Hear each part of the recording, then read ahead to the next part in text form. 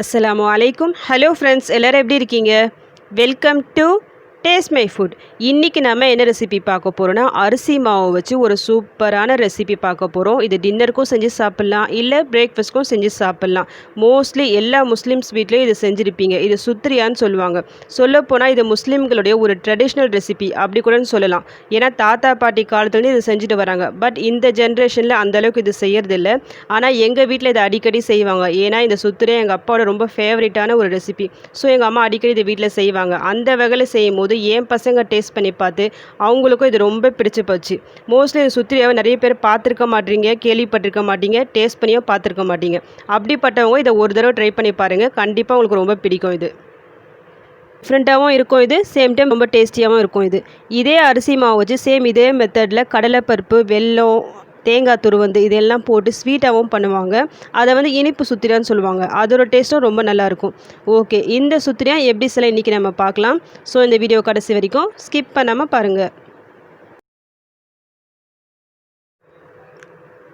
இந்த preparation start பண்ணுறதுக்கு முன்னாடி இதுக்கு தேவையான இன்க்ரீடியன்ட்ஸ் என்னென்னு பார்த்துக்கலாம். இதுக்காக நான் ஒரு 4 வெங்காயம் கட் பண்ணி வச்சுருக்கேன், 3 தக்காளி, கொஞ்சம் கொத்தமல்லி, கொஞ்சம் புதினா. நெக்ஸ்ட்டு மட்டன் எலும்போடு சேர்ந்த கறியாக நான் வாங்கியிருக்கேன். ஒரு 1/4 கிலோக்கும் அதிகமாக இது இருக்கும்.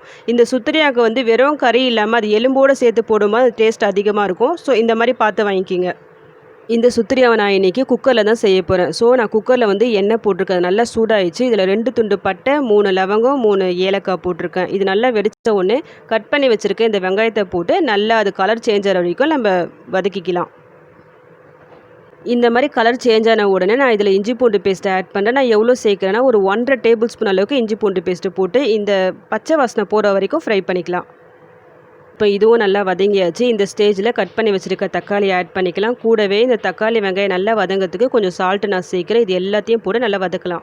இப்போ இந்த வெங்காயம் தக்காளி எல்லாம் நல்லா வதங்கிடுச்சு. இப்போ இந்த ஸ்டேஜில் நம்ம மசாலா ஆட் பண்ணிக்கலாம். நான் இதில் ஒரு 2 ஸ்பூன் அளவுக்கு தனி மிளகாய் தூள் சேர்க்குறேன். ஒரு 1/2 ஸ்பூன் அளவுக்கு மஞ்சள் தூள் சேர்க்குறேன். இது போட்டு அந்த பச்சை வாசனை போகிற வரைக்கும் வதக்கிக்கலாம். இந்த சுத்திரியாவை பொறுத்த வரைக்கும் மசாலாஸ் ஓவராக ஆட் பண்ணிடக்கூடாது. அப்புறம் ரொம்ப காரமாக நல்லா இருக்காது. ஸோ கொஞ்சம் கம்மியாகவே ஆட் பண்ணிக்கிங்க. இப்போ இந்த மசாலா எல்லாம் நல்லா வதங்கின உடனே நான் இதில் ஒரு 2 டேபிள் ஸ்பூன் அளவுக்கு தயிர் சேர்க்குறேன். அதையும் போட்டு நல்லா மிக்ஸ் பண்ணி விட்டுக்குங்க. நெக்ஸ்ட்டு இந்த மட்டனை நம்ம சேர்த்துக்கலாம். இதை போட்டு கூடவே நான் இதில் கொத்தமல்லி, புதினாவும் சேர்க்குறேன். இது எல்லாத்தையும் போட்டு நல்லா மிக்ஸ் பண்ணி ஒரு 2 நிமிஷம் இது அப்படியே இருக்கட்டும். இப்போ இது எல்லாம் நல்லா மிக்ஸ் ஆகிடுச்சு. இப்போ இந்த ஸ்டேஜில் இந்த மட்டன் வேகத்துக்கு தேவையான அளவு தண்ணி ஊற்றிக்கலாம். சால்ட்டு பார்த்து செக் பண்ணிக்கிங்க. நான் இதில் ஒரு 1/4 ஸ்பூன் அளவுக்கு வீட்டில் செஞ்ச பிரியாணி மசாலா ஆட் பண்ணியிருக்கேன். அது வீடியோவில் ஸ்கிப் ஆகிடுச்சு. உங்கள்கிட்ட ஒருவேளை கரம் மசாலா இருந்தால் ஒரு 1/2 ஸ்பூன் அளவுக்கு ஆட் பண்ணிக்கோங்க. இது எல்லாம் போட்டு நல்லா மிக்ஸ் பண்ணிவிட்டு மூடி போட்டு விசில் விடலாம். மட்டன் வேகிற வரைக்கும் வெயிட் பண்ணலாம். இந்த மட்டன் வேகிற டைமில் நம்ம இங்கே மாவு ரெடி பண்ணிடலாம். நான் இதில் ஒரு 2 கப் அளவுக்கு அரிசி மாவு வச்சுருக்கேன். கிராம் வைஸில் பார்த்தா இது கரெக்டாக 1/4 கிலோ இருக்குது. இதில் தண்ணி சேர்க்குறேன். அந்த தண்ணி எப்படி இருக்குன்னா ரொம்ப சூடாகவும் இல்லை நார்மல் வாட்டரும் இல்லை, வார்ம் வாட்டர் சொல்லுவாங்க பார்த்தீங்களா, மிதமான அந்த சூடு சொல்லுவாங்க. அந்த தண்ணி இதில் போட்டு கொஞ்சம் கொஞ்சமாக மிக்ஸ் பண்ணிக்கலாம். நம்ம கொஞ்சம் கொஞ்சமாக தண்ணி ஆட் பண்ணி இந்த மாதிரி ஒரு மாவு பக்குவத்துக்கு கொண்டு வந்துடுங்க. இந்த பிசைஞ்சு வச்ச இந்த மாவு கொஞ்சம் சாஃப்டாக இருக்க மாதிரி பார்த்துக்குங்க. ரொம்ப ஓவராக பிசையணும்னு அவசியம் இல்லை, லைட்டாக கொஞ்சம் பிசைஞ்சு வச்சுக்கிங்க. ரெடி பண்ணி வச்ச மாவுலேருந்து கொஞ்சமாக ஒரு சின்ன ஒரு ரவுண்டு எடுத்து இந்த மாதிரி சிலிண்டர் ஷேப்பில் ஊற்றிட்டு நடுவில் கையால் ஒரு ப்ரெஸ் கொடுங்க. இந்த மாதிரி ப்ரெஸ் கொடுக்கும்போது நம்ம அந்த சுத்திரியை வேக வைப்போம் பார்த்தீங்களா, இது நல்லா வேகும். ஸோ இந்த மாதிரி பண்ணுங்கள். பேலன்ஸ் இருக்க எல்லாத்தையும் நம்ம ரெடி பண்ணி வச்சிடலாம். இதே மாதிரி நான் இதை ரெடி பண்ணிட்டு இருக்கும்போது என் பொண்ணு வந்துட்டா, நான் அவனுக்கு ஹெல்ப் பண்ணுறேன்னு சொல்லிட்டு இப்போ அவள் தான் இதை பண்ணிட்டுருக்கா. நீங்கள் இதை எடுக்கும்போது கொஞ்சம் சின்ன உருண்டையாக எடுத்து சின்னதாக பண்ணிக்கிங்க. அப்போது இன்னும் உங்களுக்கு சீக்கிரமாக குக் ஆகிடும். நான் சீக்கிரமாக வேலை ஆகட்டும் சொல்லிட்டு கொஞ்சம் பெருசாகவே பண்ணிட்டேன்.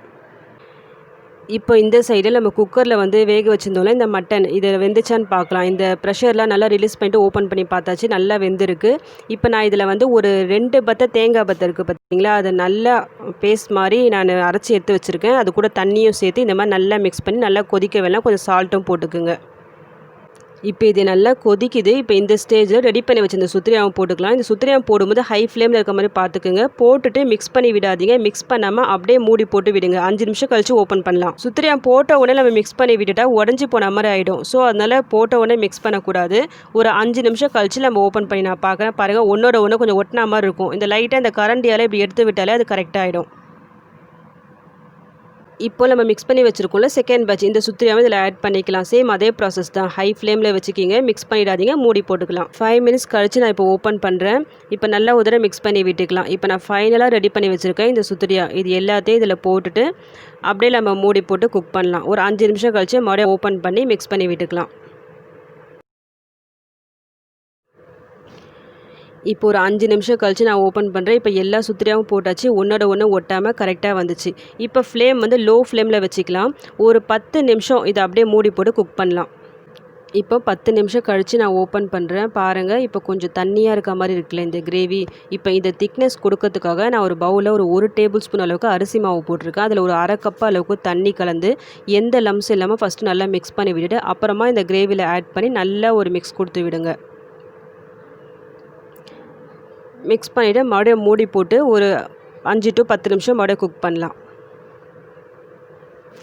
அரிசி மாவு மிக்ஸ் பண்ணி விட்ட பிறகு நடுவில் கொஞ்சம் மிக்ஸ் பண்ணி விட்டே இருங்க, இல்லைனா அடி பிடிச்ச மாதிரி ஆகிடும். இப்போ பாருங்கள், கிரேவி வந்து நல்லா திக்காகிடுச்சு. இந்த சுத்திரியாவை பொறுத்தவரைக்கும் கிரேவி இப்படி தான் இருக்கும், ரொம்ப திக்காக இருக்காது, கொஞ்சம் கிரேவி மாதிரி வரும். இப்போ இது குக் ஆகிடுச்சான்னு எப்படி பார்க்கறதுனா ஒரு சுத்திரியாவை எடுத்து நடுவில் 2 இப்படி கட் பண்ணி பாருங்கள். நடுவில் மாவு மாதிரி தெரிஞ்சிச்சுன்னா அது குக் ஆகலை, இன்னும் கொஞ்சம் வேக வைக்கணும். இப்போ பாருங்கள், எனக்கு அது மாதிரி ஒன்றுமே தெரியல. ஸோ இது நல்லா குக் ஆகிடுச்சு. இப்போ நம்ம ஃபைனலாக ஸ்டவ் ஆஃப் பண்ணிடலாம். கொஞ்சமாக கொத்தமல்லி போட்டு இறக்கி வச்சிடலாம். இது ஆறிட்ட பிறகு இன்னும் நல்லா திக்காகும். இந்த சுத்திரியாவை பொறுத்த வரைக்கும் மட்டன் போடணுன்னு தான் இல்லை, இது ஆப்ஷனல் தான். மட்டன் இல்லாமல் சும்மா கூட அப்படியே செய்யலாம். நாங்கள் வீட்டில் செய்யும் போது மட்டன் இந்த எலும்பு போட்டு தான் செய்வோம். நல்லா டேஸ்ட்டாக நல்லாயிருக்கும். ஸோ நீங்கள் உங்ககிட்ட இருந்தால் செய்யுங்க, இல்லை ஸ்கிப் பண்ணி நார்மலாக சும்மா கூட இது செய்யலாம். இந்த சுத்திரியாவை பொறுத்த வரைக்கும் கொஞ்சம் டைம் எடுக்கும் தான், கொஞ்சம் லாங் ப்ராசஸ். அதனால தான் நிறைய பேர் செய்யறதில்ல. கொஞ்சம் மெனக்கெட்டாலும் நம்ம கஷ்டப்பட்டாலும் இதோட டேஸ்ட் வந்து ரொம்ப சூப்பராக நல்லாயிருக்கும். நீங்கள் இதுக்கு இது ட்ரை பண்ணாமல் இருந்தால் கூட ஒரு தடவை ட்ரை பண்ணிப்பாங்க. ட்ரை பண்ணி பார்த்துட்டு எப்படி வந்துச்சுன்னு எனக்கு கமெண்ட் பண்ணுங்கள். இந்த ரெசிபி உங்களுக்கு பிடிச்சிருந்தா ப்ளீஸ் லைக் பண்ணுங்கள், ஷேர் பண்ணுங்கள், கமெண்ட் பண்ணுங்கள். மறக்காமல் டேஸ்ட் மை ஃபுட்டை சப்ஸ்கிரைப் பண்ணுங்கள்.